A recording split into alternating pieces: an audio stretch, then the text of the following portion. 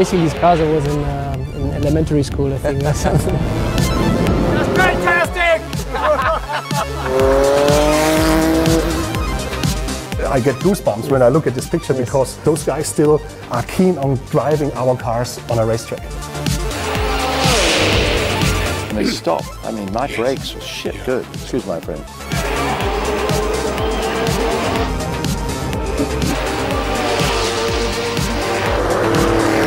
Welcome to 40 years of Group C, a golden era of sports car racing.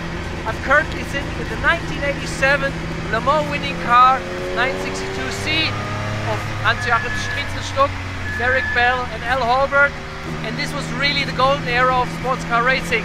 And for me it's like a fanboy moment because it's these cars and drivers I admired by growing up, and definitely something special to be here today at Leipzig. We have 6 cars of this time, a unique gathering of cars here.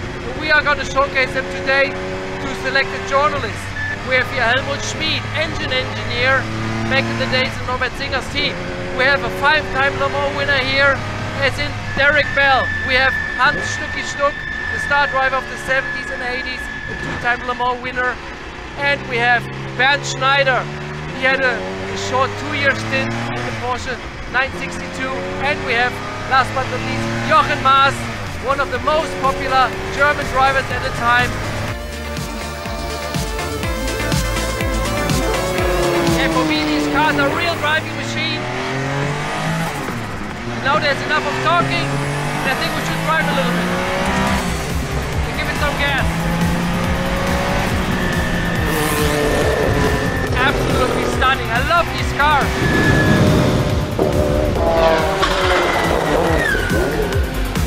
That's unbelievable. I mean, I could have done a few more laps. Yeah, just stunning to drive these cars.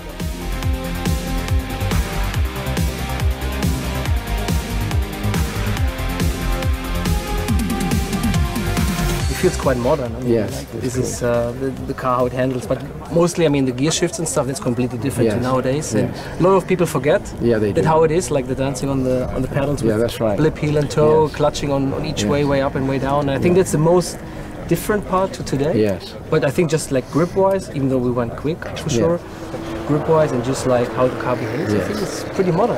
These cars, I always found them very creature-friendly and very nice to drive. They're very comfortable and so on. They're not really terribly demanding if you just want to drive it like that. So that's why it's a real pleasure to drive them again.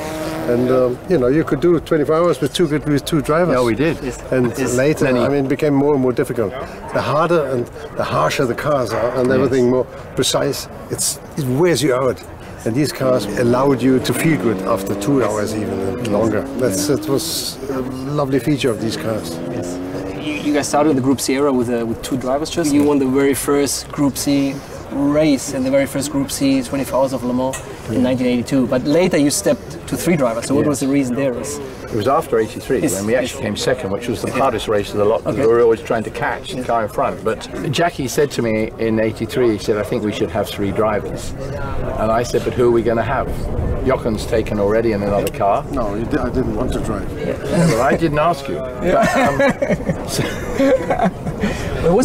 And I said, but who else is out there that isn't in the cars that I would like to drive with? And at that time, there really wasn't anybody. So we did another year together. But it was the hardest race we ever did because we had so many problems. And if you drove the race and you had no problems, it was easy for 2. But the year we had it, we kept coming up from last place to whatever. And it was harder than heck. We were both laid on a bed of ice afterwards to bring our body temperatures down. So it was tough. And then he said to me, we need 3, right? I went, yeah, that's it. And he retired. So that was that. So then I needed 2. But I also think 2 drivers had a better rapport. Okay. I knew him pretty well. I knew Jacky really well and Stucky later on. And you didn't need a 3rd because you could do it together. You knew you could do it. And you had respect for each other. The 3rd one comes in, it's like 3's a crowd. You didn't know who to blame anymore. No. Never one to miss an opportunity. Derek Bell putting over onto the racetrack. But just look at these unbelievable scenes here at Le Mans. You want to know something? It's just fantastic! No, it is so great to be back in this car and to drive it now. The tires are warm, chasing you a little bit, you know. I mean, you never get it, but anyway. No, it's just, I mean, I'm so happy I can tell you. Could have been another stint. Yeah, sure, let's go do another 15 minutes, no problem, you know. For me, something unique to drive these cars. I mean, hard. You can drive them hard. You can feel. I mean, the cars go perfectly straight. I mean, and it's encouraging you know. I mean, the warmer the tires get, the faster you get. You have more downforce and everything. Oh, it's way so much fun. No, because you don't imagine how old this car is. Imagine how old we are, not you, but I am, you know? And it still works, and it's just absolutely great. You should try my Stuck seat. Yes. It's a bit different. It is steeper in the back. Okay. Where you sit with your button goes lower down. Okay. So that's will make me better fit in the car. Try it. Maybe. So you have more room with the exactly. with the head, right? Exactly. And this is still the same seat from back in the days. From There's only one existing.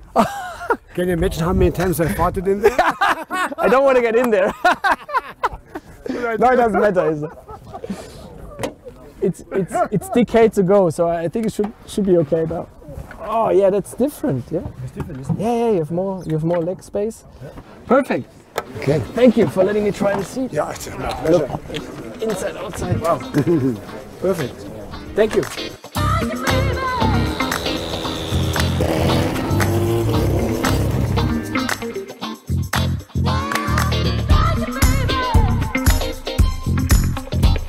The Porsche Museum is very particular in having their cars up and running even after many of these years. So we're not speaking here theoretically about how these cars were and not showing only movies. We can physically see these cars, smell these cars, and I was happy, you know, to drive these cars and what it takes to have these cars maintaining, have these cars up and running and obviously in perfect shape. These guys know about it. We have Alex, we have Helmut. So yeah, happy to be here. So just tell me, I mean, what does it take for a car like this to be maintained even after 30 years? First, you must look that it's not burning the car. Yeah? Okay. You must change all fuels lines. Okay. Oil lines. Oil lines. Yeah. And then, all the rubbers. Yes, all the rubber. And like the engine, is this like a big job to do, or is it mainly like the? No, it's very easy. Okay. We check the compressor, we check the leak, and maybe we go to Steino. Okay. Make a test. Short test, look about it's okay, and then new clutch, and then the engine is the normal okay. And how about like electronics? The electronic, we check this. New batteries, you must change the batteries all 5 years. When the battery, all this have a leak, it's a unit box complete. Finished. And you can not rebuild a new box. Yeah. No chance. Okay. Yeah. So you can only work with what you have with the ECU units. Yeah. And do you need also the old laptops, right, to connect, to be able? The same as we have from 84 to okay. now. 40 years old. Crazy. What about the look of the car? I mean, like the decals and stuff and like the bodywork. I mean, I guess you want to keep it as original as it can be, right? No, you have two possibilities. You can make the car before the start or after the race. And that depends on what you want. For a lot of exhibitions in the museum and so, then it's often better. You have a brand new car. Yeah. So that looks nicer. Yes. So you need a good mix from such cars and such cars.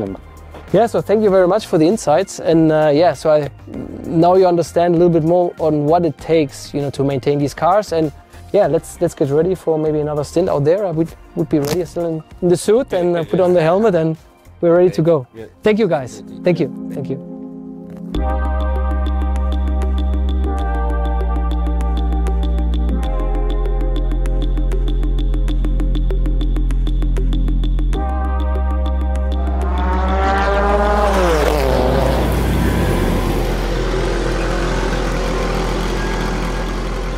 Ben, how was it?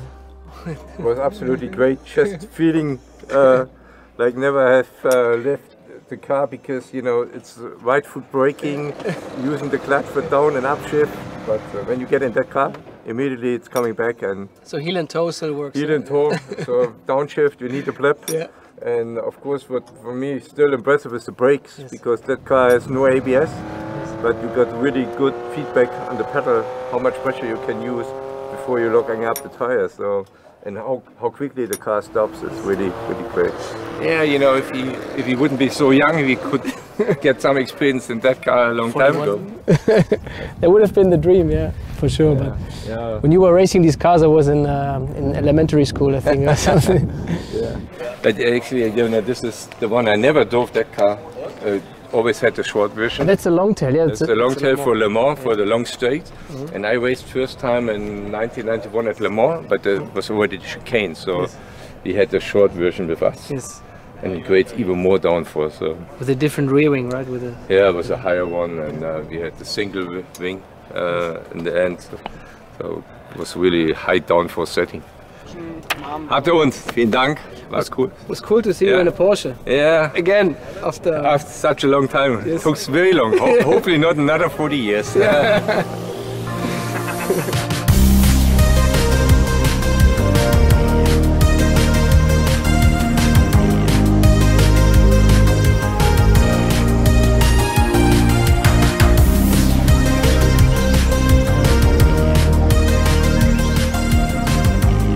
Very nice. It's just lovely to be able to drive them, isn't it, without worrying. It's fun. You know, because you normally get in somebody's car and you go, he mustn't over-rev his car. But it gives you confidence. Yeah, absolutely. You know, the guys that are rebuilding this car, they won't let you up to anything funny.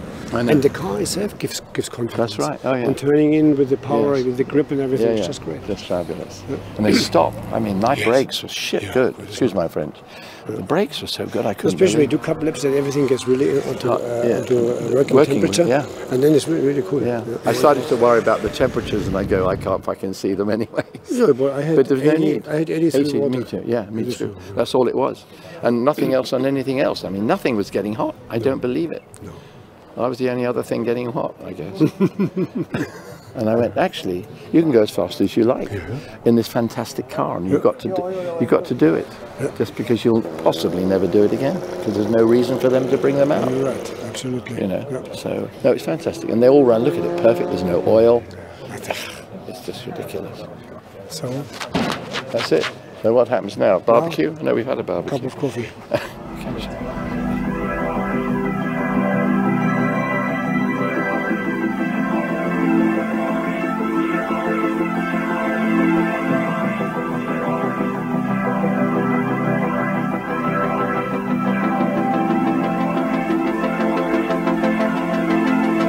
So we're here at Leipzig to celebrate 40 years of Group C, a golden era of sports car racing.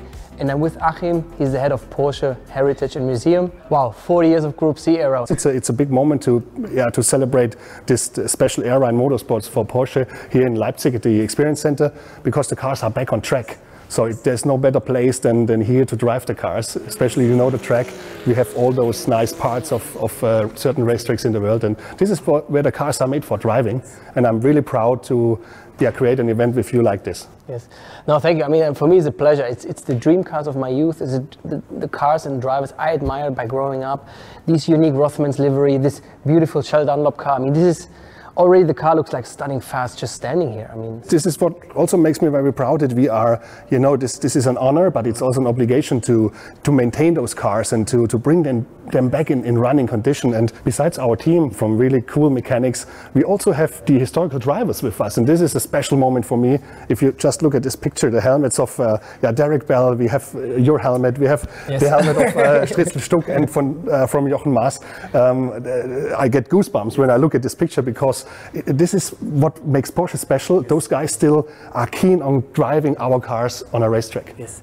No, and a big thank you to the Heritage team. I mean, preparing these cars. I mean, at Porsche, it's like you can really see the experience, you can smell the experience, you can speak to the people who shaped that success in the past. And it's not just like speaking theoretically. I mean, you can see the cars running and you can hear what it was like. And so that's, for me, always, I get goosebumps right now, because, like I said, these are the cars when I grew up, and I decided to try to be a racing driver, you know. And I give you a promise right now, we will do it for sure for the next 40 years. That's a promise, because I have two guys, two young sons, and they want to be racing drivers as well, so yeah.